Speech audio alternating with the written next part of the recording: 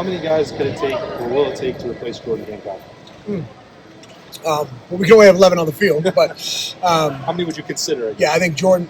Jordan was critical for us to be able to do a lot of things. Anytime that you have flexibility to be able to play outside corner, slot corner, nickel star, that type of stuff, and then be able to play high safety is critical.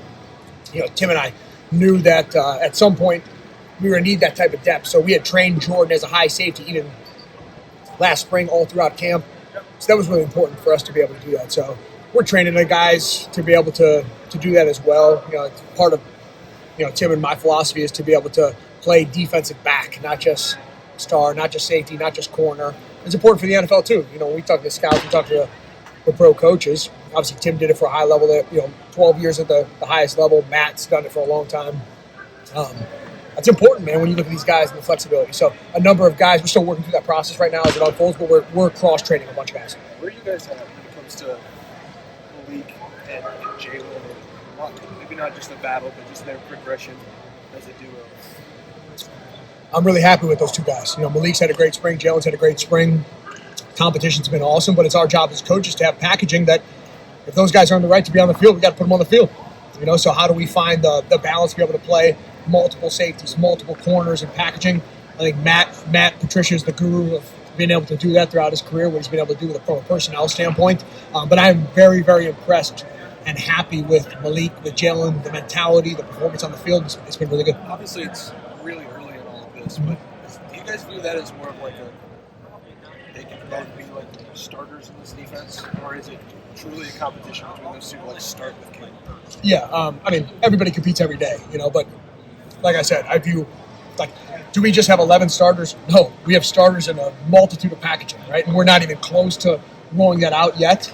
But to answer your question, yes, I don't think it's just a competition between guys for one job. No, we're trying to put the best 11 on the field. And if those guys are that, it's our job to be able to get them out there. The positional flexibility you were talking about earlier, as far as guys being able to play defensive back, is that even more of a priority this year now that rosters are being trimmed down to 105? Ryan's talked about that with some other position groups. For sure.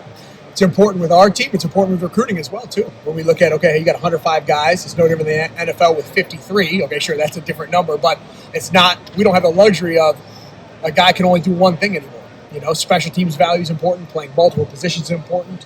So 100%, you're dead on with that for sure. Have you been more cross training this spring than maybe a year ago or before? I don't know if we do it anymore. I think it's always been important to Tim and I, but we know that from when it gets down to having 105 guys, that cross training is really, really important. So it's been a focus of ours in the past, and it'll continue to be a focus of ours. I wanted to ask you about that positional flexibility as it pertains to Malik specifically, because when we watched him in those first couple practices, he was rolling and doing some different things. We talked to Matt and Patricia, and he talked about how Malik's been put in a lot of different positions in this defense. How have you seen, I guess, his ability to play in multiple spots, multiple places grow this spring? Yeah. Sometimes when you see game day, you might see guys in one role. Well, that's because we've gotten to that point, right? In the spring, we don't do that, right? Those guys are playing a ton of different things. So we're evaluating, hey, can they play the deep part of the field? Can they play the intermediate part of the field? Could they blitz? Can they cover man-to-man? So we're evaluating all that type of stuff. So I want to stress the guys right now, Malik included, to say, hey, let's see you do a number of these things. We're doing this really well. We're not doing this well. Hey, let's get better at this. Or, hey, let's not ask you to do that, right? And then, I think Matt's great at that. But, yeah, Tim and I want to put these guys in position to see what they can do right now. Have any guys impressed you with their ability to juggle multiple spots?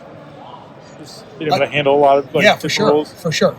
Caleb Downs, that's an easy answer for you, right? Caleb can do a lot of things. You've been able to see that on display.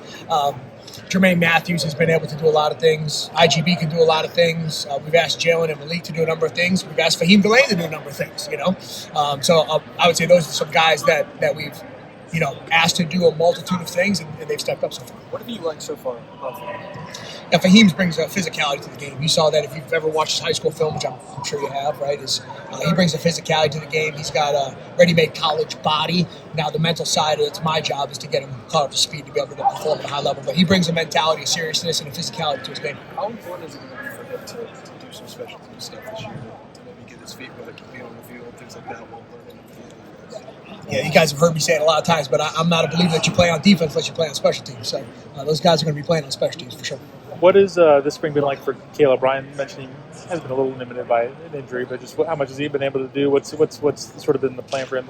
Yeah, he's done a good amount of things, so it's not like he hasn't done a good amount of stuff. He has.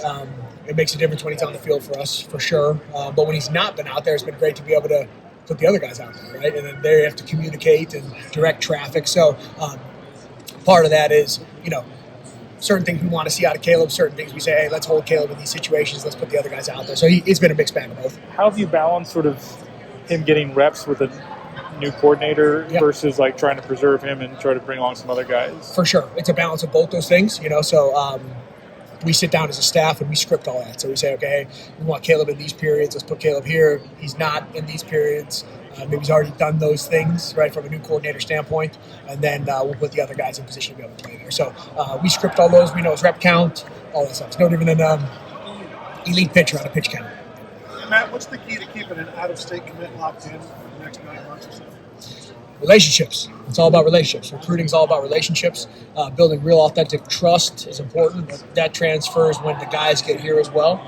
So it's about having relationships and being honest and showing guys why Ohio State's the absolute best option.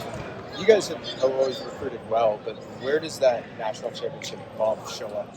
Like, have you noticed the difference since January when you talk to recruits? When you've got the trophy in your building, you're the number one team. When you're the number one defense in the country, when you have 2 All-American safeties, and you have the production to be able to back that up, and you say, hey, this is the absolute best, right? The best is a big word now, right? To be able to say, hey, you're number one, right? Number one. When you're able to show that, and you have a track record to be able to produce that, then guys want to be part of it. What do you like about Bryce? He's doing being a little bit of safety, a little bit of For sure. Yeah, Bryce, and I should have mentioned Bryce earlier when we talked about flexibility. Bryce brings, he's got size. That's a 10-400 meter in high school. Smart dude. I mean, I think really, really highly of Bryce. So Bryce is one of those guys that has flexibility to be able to do a lot of different things. So he's played in the slot, he's played outside. He knows what's happening at safety. Bryce is awesome. I love Bryce. How much of a leap has he taken from that first year to what he's doing? Yeah, I think there was even a leap happening during the season. Right? So early on, he's just figuring it out. Then he's saying, okay, I'm learning multiple positions. At the end of last year, then we're putting this guy into packaging on the field. So I'm really excited about Bryce West. Whether it be recruiting, coaching, whatever it may be, where do you Last feel like question you've for- kind of grown and maybe become more comfortable in your time at Ohio State and maybe when you first got back? That's a great question. I think that comfortability comes with relationships of players that maybe I didn't have only before, with staff, coming back. That's a great question from being comfortable. I think Coach Day does a great job of expectations when you come in the door. So there's not like a, hey, where do I fit or what's my job description? That type of stuff. But I would say, especially this spring, is relationship that Tim and I have had, has been absolutely awesome from a coaching and the back end standpoint. And then getting to know Matt Patricia has been phenomenal. Right? So I would say from a comfortability is learning how Matt thinks, tapping into that side of it, his mental, hey, this is what I've been able to do from a safety standpoint, and then being able to apply that on the field. What did it mean to hear kind of the praise that Coach Day had for you at the celebration in January? Yeah, I appreciate Coach Day saying that. I try to just be behind the scenes operator. Not that I don't mind the limelight. Trust me, I don't the spotlight, but I just try to put guys in position to go be successful, let them shine. But anytime you get acknowledged for hard work, appreciative of Coach Day, and I think the world of him and value his honesty, the relationship that we have, for sure. Thank you, man. Thanks a bunch. Appreciate you guys.